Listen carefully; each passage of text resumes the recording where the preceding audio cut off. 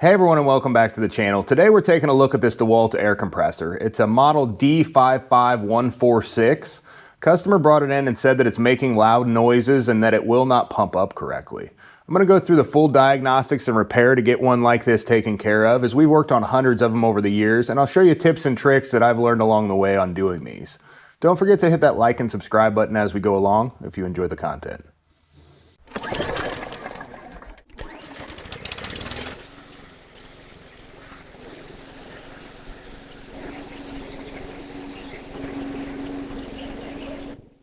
As we're going here, if you find that you need parts, look right here on the side and it'll give you the model number and then the type number, which is what you'll need on DeWalt ServiceNet, which is their parts search platform.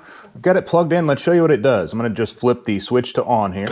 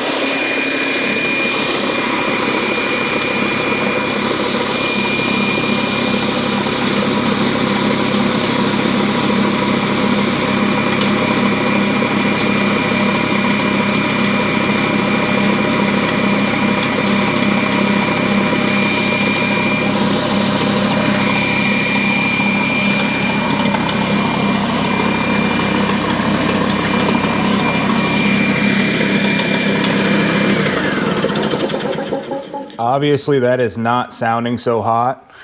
Something's going on inside the motor assembly here. If it will not start right when you turn it on, you could have a couple different issues. A lot of those is going to be that the check valve is bad, which basically leaves the motor with head pressure. That's going to be this valve right here up underneath. See if I can't get a little bit better of a picture there. The check valve here basically makes sure that air goes from the piston and cylinder here and it goes up into the tank and cannot come back out. If that's not working properly, a lot of times the motor will not start, or it'll hesitate to start or start real hard, especially after it airs up that first time. So if you're having that, I would check that check valve. You can check it very easily right now. Since everything's off, if we are to crack this nut here, and we hear air coming out, we know that the check valve is bad. It should never come back out this way. In order to get this motor assembly off and figure out what's going on in here, we're gonna take the whole thing off so I can give you a better view. So we're gonna take these 3/8 bolts out. Got a 3/8 bolt there. And then this just kind of comes to the side. Same thing up top here. And this piece just kind of comes to the side. Now we're not going to take this one off right now. You will need a long T20 to get in here to get these screws out. There's 1, 2, 3 on this side. And then I think you've just got one on the opposite side, if I remember correct. I'm obviously going to use a couple extensions so I can get in there without. And that's just taking this plastic apart. I believe they're all the same size also.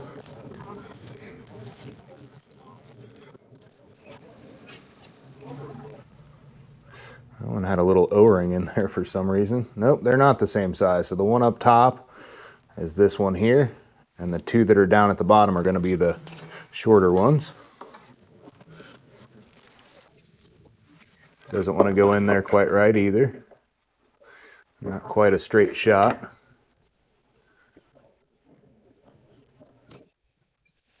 Give me another extension, see if I can't come out past the wheel. Yep.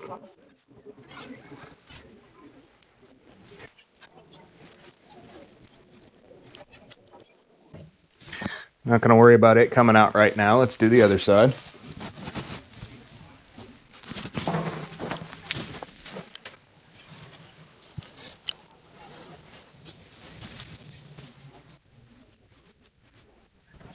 You can make sure this is unplugged when you're doing all this. I'm going to take out this one. And that's the same kind of small one. It looks like that O-ring is on the underside of this, or at least that's where it should be. Not really sure that I've ever seen that before. So yours may or may not have it. Now this whole face will actually come off. The two plastic pieces will come apart so we can get to that other bottom screw or bolt that holds the rest of it on. That has to be removed before we can pull the motor here. There's two little rubber or three little rubber boots that it sits on, but we've got to pull the motor this way to get it out and pull it up and off. So these pieces will just come. So I can start with this side. Since it's already kind of out, you can pry in between these two plastic pieces. They're just little clips. Just get a screwdriver here.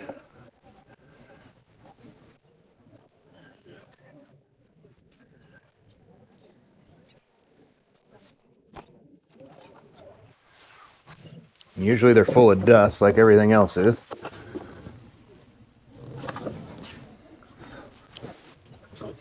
Did I miss one? Surely I didn't.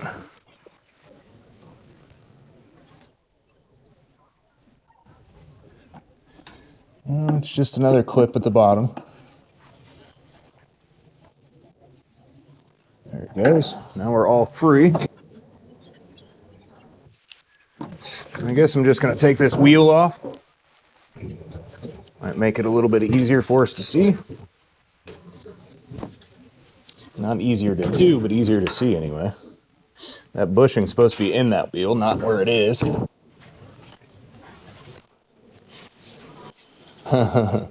Wow, I'm not really sure.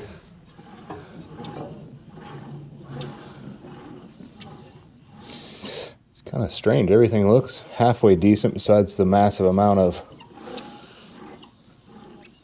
dust everywhere. I'll get it a little further apart and see exactly what's going on. From here, if you just had a bad belt, if your belt was making noise, you could switch that out real easily without taking the rest of it off. Normally when we do these though, we have to take that whole motor assembly off the bottom. It really depends on exactly what you're doing though.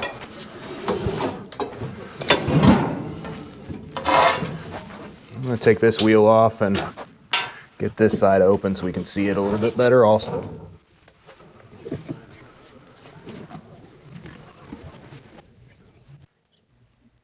As we can see here pretty easily, this is the last 3/8 that we need to take off to take this cap off and remove this motor from the base. I'm not going to do that right now though, because honestly, I'm not really sure what's going on. I am going to, if you run this without any of this on, you're going to want to be real careful, but it is all still secure enough that you can do that. It's not dangerous. So I'm going to just kind of position this like such. We're going to try to run this and see what happens.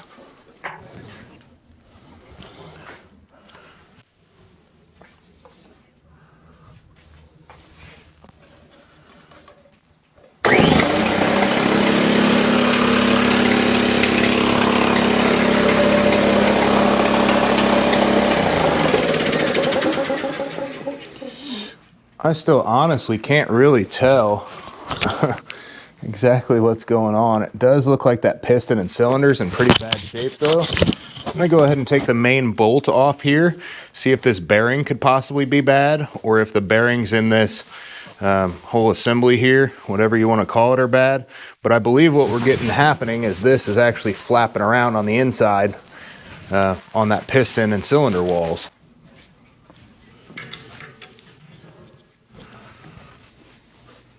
So that's a 3/4 to get it off. Again, you'll want to unplug this before you do this again, just to make sure nothing happens.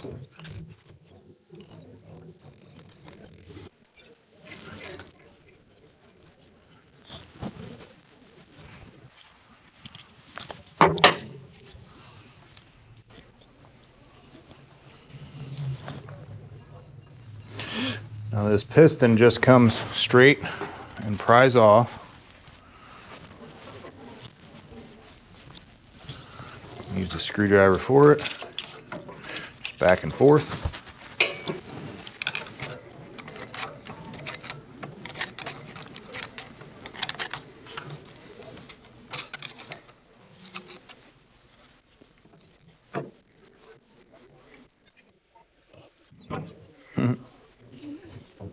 It's pretty close to already coming out of there. And it definitely feels like there's no sidewall pressure really there. The bearing seems okay though. Well, definitely got some noise to it. I was thinking at some points I was able to pull these completely out if they were in bad shape. I don't think that's actually the case here, so we're going to take the plumbing going off to the tank, to the check valve there, and then we're going to take this top piece off and see exactly what's going on.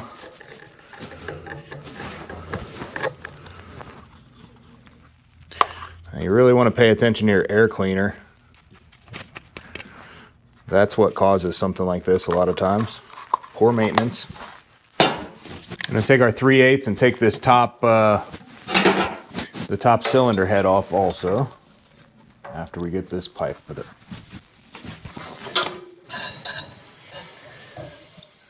So we've got pressure here. You know what that means? That means that first off, our check valve is bad.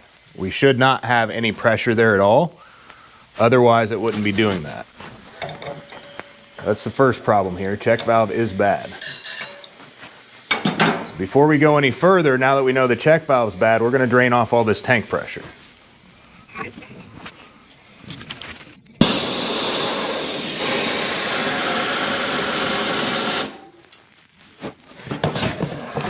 If you don't know how to do that, I'll turn this around real quick.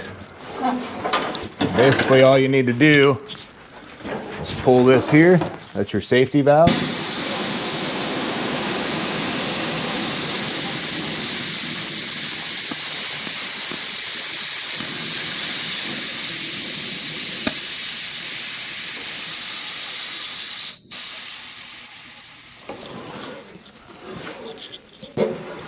And now our tank pressure is all out.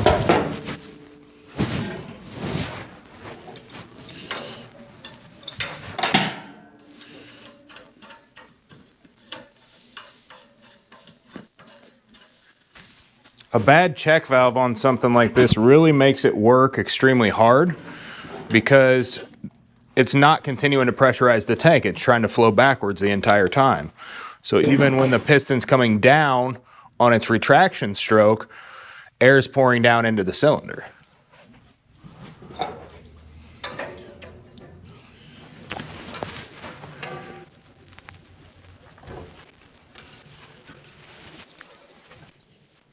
You want to be careful with this pipe here. It is kind of pricey if I remember right. You don't want to bend it. It does have an O-ring up in here. Many times they get cracked real bad and then you can't reuse them. You can put a different O-ring on it, but get our 3/8 and finish taking this off.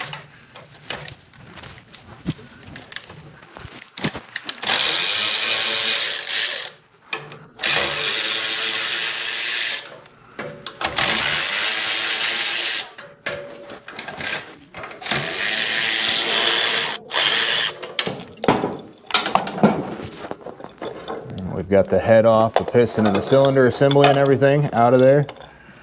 I thought that would come out, but apparently not. Now what I like to do before you take the plate away from the head is I like to mark it just so you know exactly where it goes back to. It is kind of important.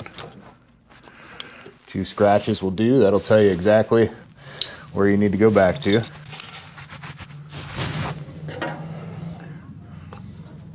This just pries apart also. See, normally it'll fly off like that, and then, hey, you don't know where it went. No idea, but your scratches lined up. That's where it came from. So when we inspect this, we want to make sure that this is not bent up at all and that there's no carbon or anything under it. If there is, you'll want to replace this whole plate. Normally, they don't sell just the piece that screws into here. Normally, you've got to buy the whole plate. But if they're seating well against the bottom, we'll clean all this up. But as long as they're seating against the bottom there, you don't need to do anything to it. Just clean it up like I'll show you before we put it all back together. So with this whole thing is the motor and everything. It's detached from the piston now. Before I show you the piston, We're gonna just test and see how it sounds without all of that hooked up. We won't be compressing any air, but we'll still be moving.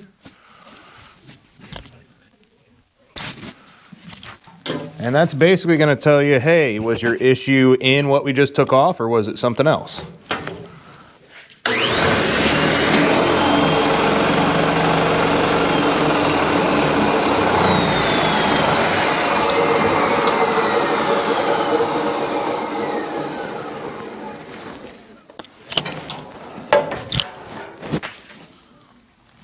Definitely extremely unbalanced. I'm going to take the belt off.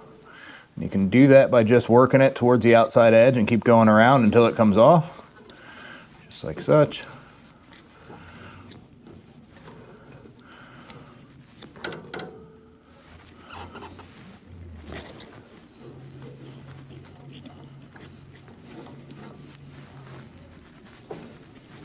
Normally it comes off a little bit easier than that. This one's kind of tight, but there we go. So remember how that went when you go to put it back on. You can hear as you spin that, the bearings on that thing are in pretty bad shape. Normally when that's the case, by the time we put new bearings in this, and we get a check valve and all of the bearings are bad on this thing. So by the time we would replace 2 bearings here, a bearing here, you'd probably want to go with the belt. The piston and cylinder assembly is completely shot. There's nothing good left about it. It's in real bad shape. So we'd want to replace that, all of that, and then around the outside, this will be real thick to start off with. There's basically nothing left to it around the outside. So piston and cylinder assembly, see how when you're straight up and down, there's gaps, so there's room. I put a flashlight at the back of it. There's all kinds of room when we're straight up and down here. It means it's not seating well. It's just barely flapping around in there. Piston and cylinder needs replaced. They don't sell, unfortunately, just a cylinder kit for these. Once that, the bearings and everything need replaced, the check valve needs replaced. That puts this thing in an area where it's likely not going to be worth fixing for this customer. They've got a bunch of them and they kind of, you know, wear them all to death. But if you're in here and just the belt needs replaced, hey, that's great. Just the check valve, just a bearing, just some brushes. I'll show you the brushes here. We want to check if we're getting a bunch of sparks or anything out of it. You may want to check your brushes, which are right up in here. So the brush, when it's at the end of its life, this right here will be all the way at the very end. So there'll be hardly anything left. We'll take it out just so you can see. There's a long brush there. So these get worn down real far, and when there's almost nothing left, yeah, see that, or they get stuck. Yeah, that one don't want to move real good. Either way, when you have these out, you want to clean those brushes just to make sure none of that gunk and stuff is in there that'll cause you that issue. Yeah, it's in pretty bad shape. So unfortunately, this isn't one we're going to be able to get fixed up today. I know the customer very well. He's definitely not going to say, hey, let's fix it. He's going to say, oh, hey, yeah, it's one of those we'll use for parts or something. So pull this one out. So we have, see, that's without the brushes attached. See how long that spins? That means those bearings are bad too. So that's 5 bearings, check valve, air cleaner, belt, piston, and cylinder. I mean, essentially you're putting a whole new everything in it at that point. And the price to do that's not going to be worth it.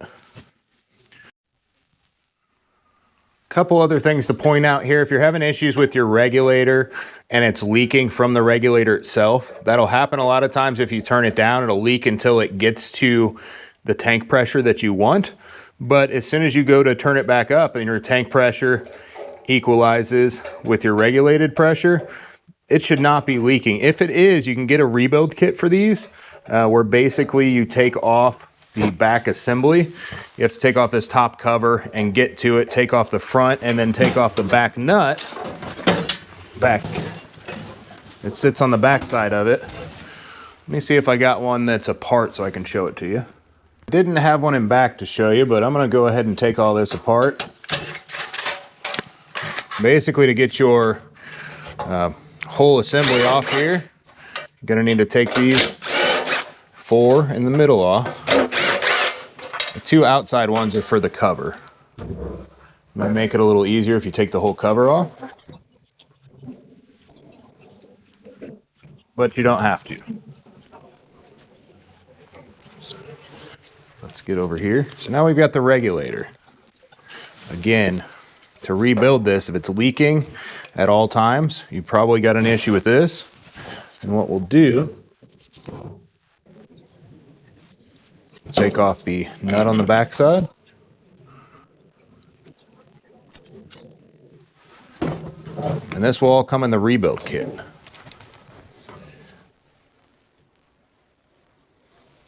So that goes just like that up in there with this spring. And what you'll see is that this plastic or rubber O-ring here gets all worn out and it won't seat to the inside. See how it's kind of plugging up, it's not working right? And then all of this will get real brittle also. This whole piece will come as that assembly.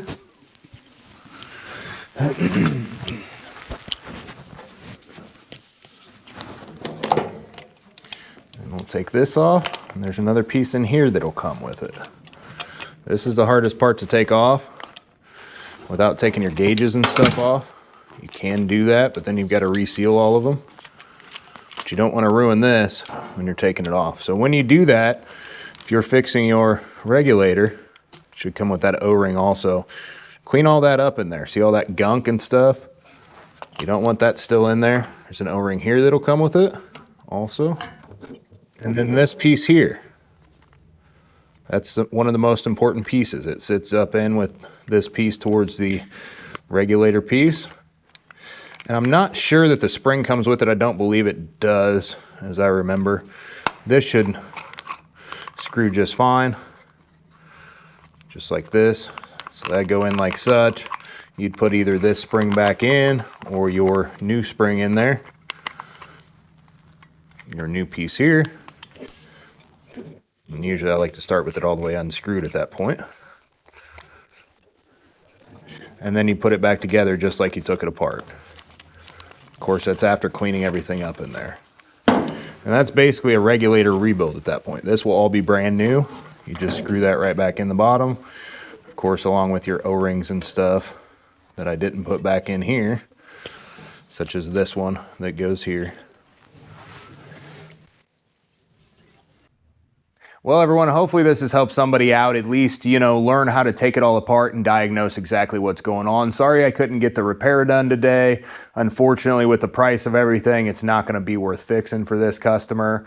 Again, hopefully this has helped somebody out there. It's my favorite thing, you know, to pull it all apart and not have to fix it. Not really, because we actually do free estimates, so I didn't get paid for any of that. But regardless, hopefully it helped you. Thank you guys for watching, and don't forget to hit that like and subscribe button if you enjoyed the content.